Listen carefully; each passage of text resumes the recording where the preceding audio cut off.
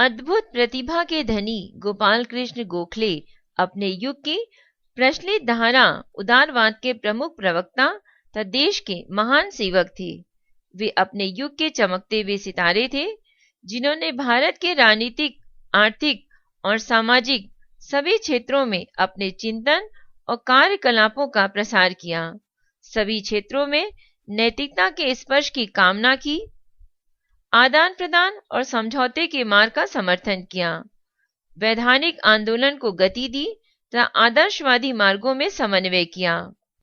गोपाल कृष्ण गोखले इतिहास के जानकार तथा अर्थशास्त्र के आचार्य थे। उन्होंने सदैव यथार्थवादी दृष्टिकोण अपनाया। जिस समय ब्रिटिश सरकार का दमन चक्र अपने चरम बिंदु पर था, उस समय गोखले जी ने तर्क और संयम को अपनाया और संवैधानिक तरीके से भारतवासियों के अधिकारों की मांग की। गोखले जी का जन्म 9 मई 1866 को कोल्हापुर, महाराष्ट्र में हुआ।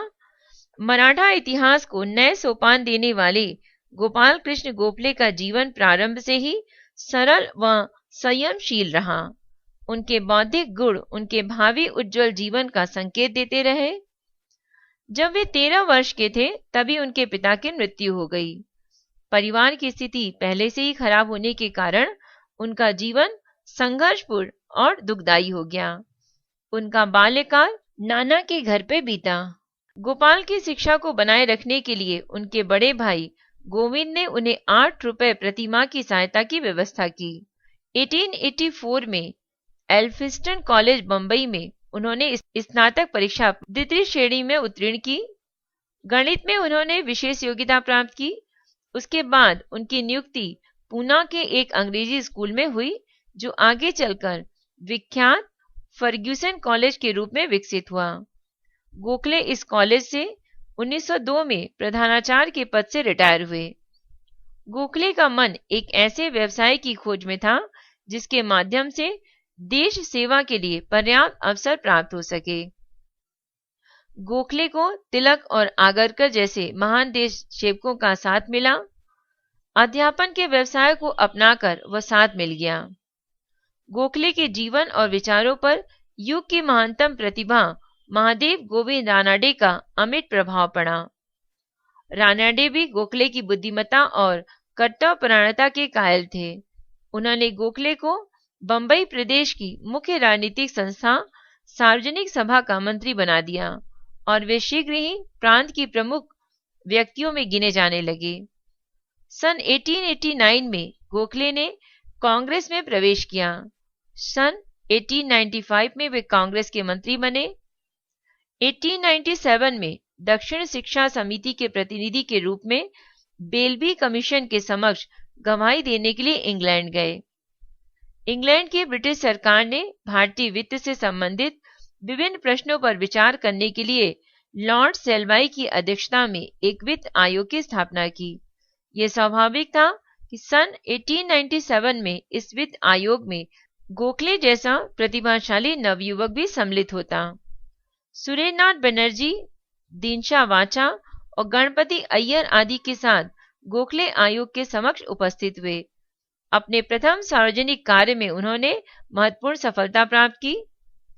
1902 में गोखले केंद्रीय विधान परिषद के सदस्य बने। 1905 में गोखले बनारस कांग्रेस के सभापति निर्वाचित हुए। इस समय उनकी अवस्था 39 वर्ष थी। 12 जून सन 1905 को उन्होंने सर्वेंट ऑफ इंडिया सोसाइटी की स्थापना की। 1906 में उन्होंने एक लंबे समय के लिए इंग्लैंड की यात्रा प्रारंभ की। भारतीय विषयों पर भारत मंत्री मार्ले से उन्होंने कई बार भेंट की।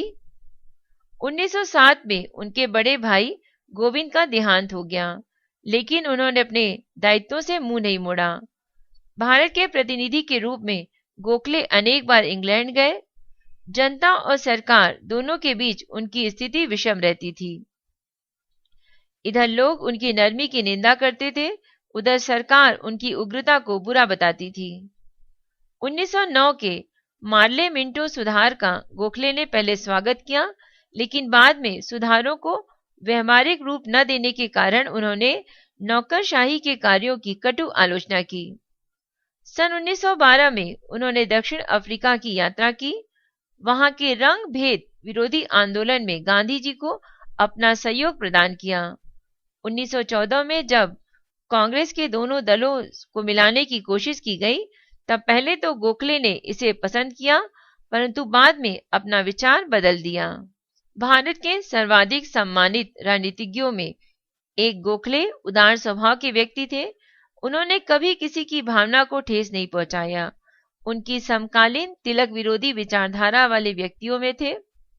उन्होंने अपने आत्म बलिदान तथा त्याग के जीवन के द्वारा यह सिद्ध कर दिया कि राष्ट्र सेवा उच्च आदर्श के लिए आत्मनिवेदन का ही एक प्रकार है। गोखले मितभाषी थे। संवैधानिक आंदोलन में उनका विश्वास था। पूना कांग्रेस के अधिवेशन में गोखले ने ब्रिटिश शासन के संबंध में कहा था, अच्छे अथवा बुरे के लिए हमारा भविष्य और हमारी आकांक्षाएं इंग्लैंड के साथ जुड़ी गई हैं तथा कांग्रेस स्वतंत्र रूप से यह स्वीकार करती है कि हम जो प्रगति चाहते हैं वह ब्रिटिश शासन की सीमाओं में ही है। गोखले अंग्रेज जाति की अंतरात्मा में विश्वास करते थे। उन्हें यह पूर्ण विश्वास था कि एक दिन ऐसा आएगा जब इंग्लैंड में एक नए ढंग की राजनीति का उदय होगा और भारत के साथ न्याय किया जाएगा। मानव स्वभाव की अच्छाई में विश्वास रखने वाले गोखले की धारणा थी कि अंग्रेज जाति न्याय प्रिय है। गोखले ब्रिटिश शासन को वरदान मानते थे। इसका एक कारण उनकी यह मान्यता थी कि इसके कारण भारत पाश्चात्य शिक्षा के संपर्क में आया। उन्होंने बताया कि पाश्चात्य शिक्षा भारत के लिए मुक्तदायिनी शक्ति है। गोखले जन कल्याण के लिए सदैव प्रयत्नशील रहे और इस बात के लिए उन्होंने सरकार पर नियंत्रण दबाव डाला। उन्होंने आजीवन अपने महान राजनीतिक और आर्थिक उद्देश्यों के लिए संघर्ष किया। उन्होंने पश्चिम के दर्शन को भारत की परिस्थितियों के अनुसार ढालना और संशोधित करना चाहा। भारत विरोधी समस्त नीतियों का विरोध उन्होंने संवैधानिक ढंग से किया और भारतीय राष्ट्रीय आंदोलन को अपने ढंग से आगे बढ़ाया। भारतीय अर्थव्यवस्था के विशेषज्ञ गोखले की भारत की औद्योगिक तथा कृषि समस्याओं में बहुत अभिरुचि थी। गोखले का प्रत्येक क्षण देश की उन्नति के लिए समर्पित था। उनके समर्पण में नए युग की आशाएं मुखारित थी। गोखले को भारत की आधुनिक तथा औद्योगिक तथा कृषि संबंधी समस्याओं के विषय में भारी चिंता थी। पश्चिम के मुद्रापरक पूंजीवादी अर्थशास्त्र तथा एक अविकसित देश की आवश्यकताओं तथा सामाजिक आर्थिक मूल्यों के बीच संघर्ष से उत्पन्न आर्थिक समस्याओं को समझ लेने की सूक्ष्म दृष्टि उनमें थी। भारत उनके आर्थिक विचारों में केंद्रित था। भारत की गरीबी के विषय में उनके मर्माहत स्वर ब्रिटिश शासन को चुनौती का सामना अनुभव होते थे। उन्होंने बंबई विधानसभा में भारतीय कृषकों के संदर्भ में कहा था, अकाल और प्लेग के कारण मध्य क्षेत्र के किसानों की स्थिति खराब हो गई है। इन खराब स्थिति में भी किसानों को किसी प्रकार की आर्थिक सहायता नहीं दी गई। केवल लगान की कुछ समय की वसूली का स्थगित किया जाना कोई सहायता का आधार नहीं है। गोखले भारतीय उद्योगों के साधनों का विनिधान इस प्रकार से करने के पक्ष में थे जिससे शिक्षित मध्यम वर्ग के लोगों को अधिक रोजगार मिले और उत्पादन में बढ़ोतरी हो। गोखले ने भारत सेवक समिति की स्थापना की। ऐसे राजनीतिक कार्यकर्ताओं की संस्था थी जिन्होंने नाम मात्र के वेतन पर मातृभूमि की सेवा करने का प्रण लिया। 1914 में उन्होंने दोनों विचारधाराओं के लोगों को मिलाने की कोशिश की। श्रीमती एनी बेसेंट के एकता के प्रस्तावों को सफल देखने के पूर्व ही यह महान आत्मा इस संसार से विदा हो गई। गोखले की मृत्यु पर तिलक के ये शब्द कांग्रेस और राष्ट्र के प्रति उनकी अपार सेवा के प्रतीक हैं।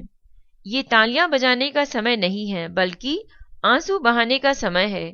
भारतवर्ष का यह हीरा, महाराष्ट्र का यह रत्न और देशभक्तों का यह सिरमौर आज शमशान भूमि पर लेटा हुआ अनंत विश्राम ले रहा है।